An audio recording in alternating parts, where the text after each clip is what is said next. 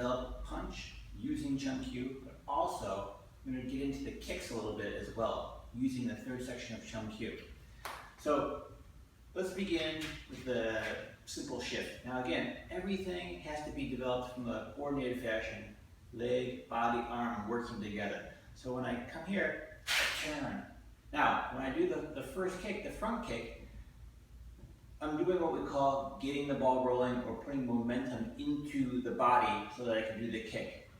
And when I do the kick, I'm not just stepping and then doing the front kick for the first time, but I'm actually moving the body forward and kicking and coming down. Now, why is that important? Because if you ever watch soccer players or football players, specifically, obviously, field goal kickers, they don't just stand and do a kick by swinging out their leg. No, to get more power into the kick, they actually have to take a couple steps forward and then do the kick.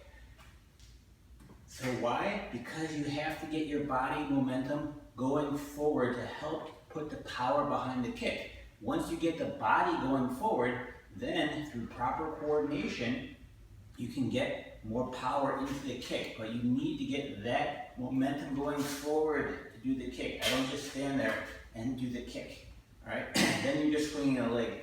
It's like from here, I don't want to just swing my arm, but no, I want to learn to put my whole body into the punch.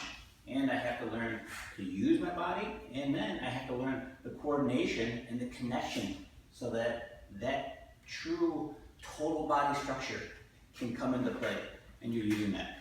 So from here, I do front kick. Now that I have the momentum going, now I'm going to do the other two kicks. When I come down, my foot turns, now the support leg, side kick, and then side kick, and then I come down, and I do the double low bong sao. Now, like anything you're trying to develop, total body structure coordination. When I come down to do the low bong sao, my body's pushing so I can feel the shield of the low bongs. Now, would you ever apply double low bong sao? No, never. But it's to teach you the body behind the arm concept. That is such a huge concept within Wing Chun.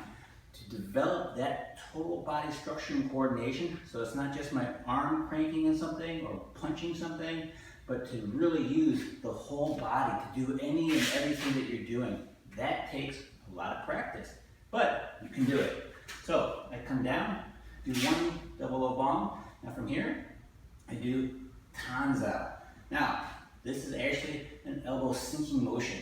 And you notice here, the triangle that I've always talked about, it has flexibility to it. It can extend out and it can come back to guard my body from different lengths. So that's what I'm teaching. That's what it's teaching me here. So I do double low bong. It's my second time. Double tan. Third low bong. Double tan. You notice here, but my body's pushing forward as my double low bong sao is going forward as well. Just think about the sensation of pushing a car. I don't just use my arms to push the car, but I put my hands on the car. Once I feel the weight of the car, then I can use my body to push the car. I wouldn't just put my hands on the car and let that connection disappear. No, I feel that tension and now I go forward. But the thing you need to understand is that it's not muscular tension that we use in Wing Chun. We develop the stretch of the tendon and ligament. That's the little stretch, that's the connection that I'm using here that allows the musculature to remain more relaxed. The more relaxed it is, the more I can control it, and the more I can adjust to whatever exterior force is acting on my body.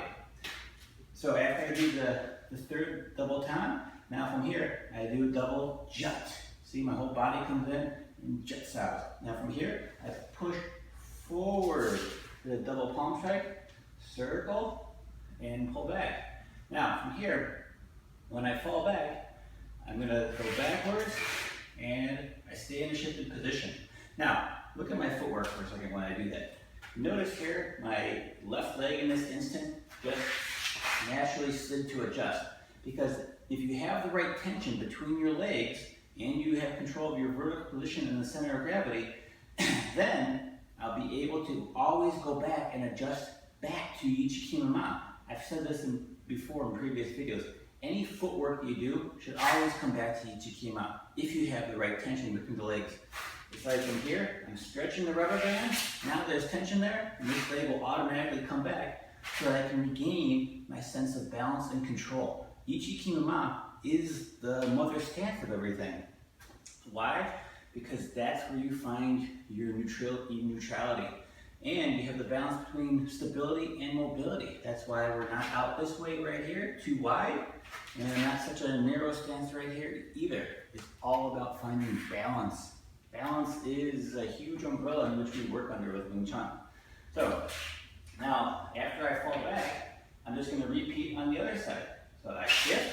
Now from here, body, front kick, side kick, side kick. Now, remember, when I do this, the front kick here, it's not just me just throwing the leg out like I was saying.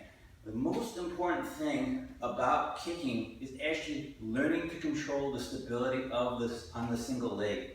Because if this is wobbly at all, I cannot do a kick worth a damn. I will have no power in it.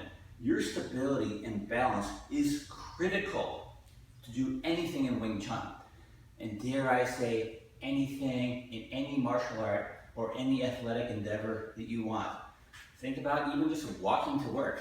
If you don't have the stability to control your body, how are you even gonna get to work? That stability is critical. Finding your vertical position and then knowing where your center of gravity is and being able to constantly control that. Just look at any athletic endeavor. Somebody who loses their balance, they're going down and they're going down fast. So when I do that front kick, the stability of my support leg right here, I come down, notice I come down in a position where now this leg is ready to support my future kicking leg. Now when I come out here, it's not just me throwing the leg out, but when I come down, with the momentum coming forward, that's what throws the leg out, not just me kicking the leg. That has a smaller amount of power on it. But like I said, like the field goal going to do the kick, when I come down, my body's going forward, and that's where I can do that kick, and that's where I get more power off that. I can snap it forward more. So I do side kick, come down, side kick the last side, and I come down. Now I'm going to do, again, double low bomb. I want to develop my body to push behind that. Again, that concept, I cannot talk about that enough. And from here, double tan. Second low bomb, second tan.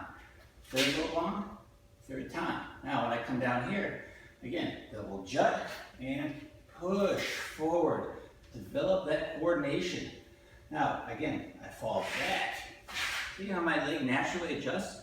If your leg naturally adjusts like that, then you know you're off to the right start with having equal tension between the legs, not imbalanced at all, and always balanced. And if the tension's there, you will always be able to control the balance. Now, I'm going to do 2 front kicks. Now, these are going to be what we call inside circle front kick. Again, the stability leg, I'm going to kick with my left leg. The stability leg of my right leg, in this instance, is what's critical. So when I come in here, it's not just me kicking with my left leg. But when I come in here, now I'm using my whole body to go forward and turn to create power when I do the kick. And I come down, and again, I'm in a shifted position. Now I'm going to do the other side. The whole body's coming forward to do the kick, and I come back down. Now I'm going to do 2 side kicks. My body is going to go forward onto the stability leg, but when I do that, my left leg is going to whip out to do the side kick. Now when I come back down, now my body's going forward onto the stability leg, my left leg in this instance, and that momentum as I go forward to that is what makes the kick go out. So I come down here. Now when I come back down, I'm going to do gum style. I do a bent arm gum style in this instance, but you notice here, it's not just me coming down and then doing the gum style.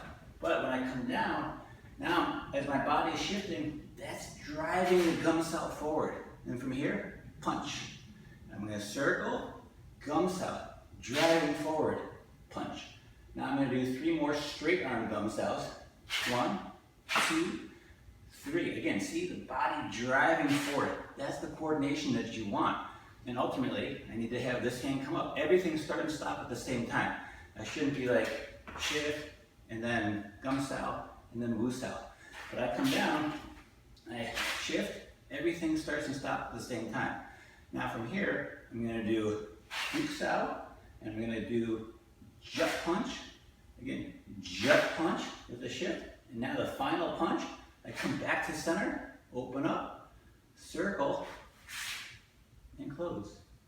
So remember, the big key with chum Q that you're learning is now that you've got some arm technique down, now you're learning to augment that. Like truly use the body for everything that you're doing with your arms or your legs. Good luck.